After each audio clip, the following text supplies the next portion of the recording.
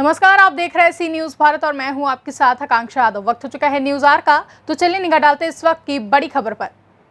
देवरिया जिले में जिलाधिकारी आशुतोष निरंजन ने आज प्रेस को संबोधित करते हुए कहा कि जनपद में कोरोना मरीजों की संख्या 0.4% रह गई है। फिर भी जनपद में अब तक कोविड के मरीज 0 तक न हो जाएं। आमजन को सावधानी बरतने की आवश्यकता है। उन्होंने बताया कि कोविड वैक्सीनेशन पूरी तरीके से सुरक्षित है।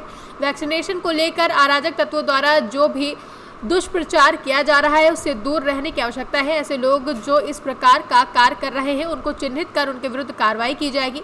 वहीं कोविड की तीसरी लहर को लेकर जिला प्रशासन पूरी तरीके से अलर्ट है। जहां बच्चों के इलाज के लिए लाहौर में पीको वार्ड बनाए जाने हेतु व संसाधनों को बेहतर बनाने के लिए सभी तैयारियां पूरी की जा रही हैं। रुद्रपुर सामुदायिक स्वास्थ्य केंद्र स्थित पीको वार्ड को क्रियाशील कर दिया गया है। वहीं ब्लैक फंगस को लेकर सारी तैयारियां पूरी हैं, लेकिन अभी तक जिले में कोई मरीज नहीं मिला है। उन्होंने कहा कि RT-PCR की जांच जो गोरखपुर के मेडिकल कॉलेज में होती थी, अब शीघ्र ही RT-PCR की जाँच देवरिया में भी प्रारंभ हो जाएगी। कोविड की जो द्वितीय लहर है उसमें जो संक्रमण है वो अपने न्यूनतम स्तर पे आ चुका है, 0.4 पे आ चुका है। और जो हमारे सक्रिय केसेस हैं वो भी लगभग 250 की परिधि में आ चुके हैं। तैयारियां और व्यवस्थाएं जो हैं वो अभी हम लोग टॉप लेवल पर रखे हुए हैं, क्योंकि ऐसा ना हो कि किसी तरह की जो ढिलाई की वजह से संक्रमण फिर से बढ़ जाए। मैं ये आप सभी लोगों के सम्मानित माध्यमों के से ये पब्लिक को कहना चाहूँगा कि संक्रमण अपने न्यूनतम स्तर पे आया है, लेकिन जनपद में संक्रमण अभी ख़त्म नहीं हुआ है, ना ही हमारे सक्रिय केसेस शून्य हुए हैं। तो ऐसे में जो कोविड अप्रोप्रिएट बिहेवियर है उसका पालन सभी को करना ज़रूरी है।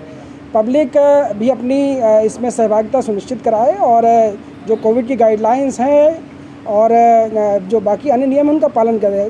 बेपरवाह होने से, लापरवाह होने से हो सकता है कि ये जो कोविड के विरुद्ध जो लड़ाई हम जीतते दिख रहे हैं, ऐसा ना हो कि उसमें किसी तरह के हमें दिक्कत हो। सर, तीसरी वेव को लेकर क्या तैयारियां? तीसरी वेव को लेकर संभावना व्यक्त की जा रही है एक्सपर्ट्स द्वारा। उसी के क्रम में जनपद में जो एग्जिस्टिंग हमारा हेल्थ इंफ्रास्ट्रक्चर है उसको सुदृढ़ किया जा रहा है। जो हमारे डॉक्टर्स हैं, हमारे पैरामेडिक्स हैं, उनकी कैपेसिटी बिल्डिंग लगातार की जा रही है और वरिष्ठ अधिकारी भ्रमण करके ये सुनिश्चित करा रहे हैं कि ये सारी व्यवस्थाएं समय से हमारी तैयार हो जाएं। ख़ास तौर पे जो बच्चे हैं जिनके बारे में भी संभावना व्यक्त की जा रही है, उसके लिए लार में एक नया पीडियाट्रिक जो ICU वो पीको वार्ड है उसको बनाने की बात है। उसके लिए संसाधनों की डिमांड जो है सक्षम स्तर को प्रेषित कर दी गई है। साथ में हमारे जितने 16 ETC हैं और एक रुद्रपुर CSC में जो हमारा मिनी पीकू है उसको पूरी तरह से क्रियाशील कर लिया गया है। इसके अतिरिक्त जितने हमारे डिस्ट्रिक्ट हॉस्पिटल में और CMO साहब के मशीनरी में जितने हमारे चाइल्ड स्पेशलिस्ट हैं, MBBS डॉक्टर हैं, उनको भी इसके लिए पूरा ट्रेनिंग के माध्यम से तैयार किया जा रहा है। संसाधनों को और ज़्यादा व्यवस्थित और ज़्यादा इकट्ठा करने का भी हमारा प्रयास है, जिससे कि अगर इस तरह की कोई स्थिति उत्पन्न होती है तो उसको बेहतर से हम लोग उस चैलेंज को फेस कर सकें। सर, ये वैक्सीनेशन के लिए जो भ्रांतियाँ फैला रहे हैं लोग गाँव में कि न लगवाएं, तो उसके लिए क्या आप कहना चाहेंगे? देखिए, इसमें मैं सिर्फ ये कहना चाहता हूँ कि इस तरह के जो असामाजिक तत्व हैं उनसे बच के रहने की ज़रूरत है। जिला प्रशासन उनको भी पृथक से चिन्हांकित करने की कोशिश कर रहा है, उन पर दंडात्मक कार्रवाई की जाएगी।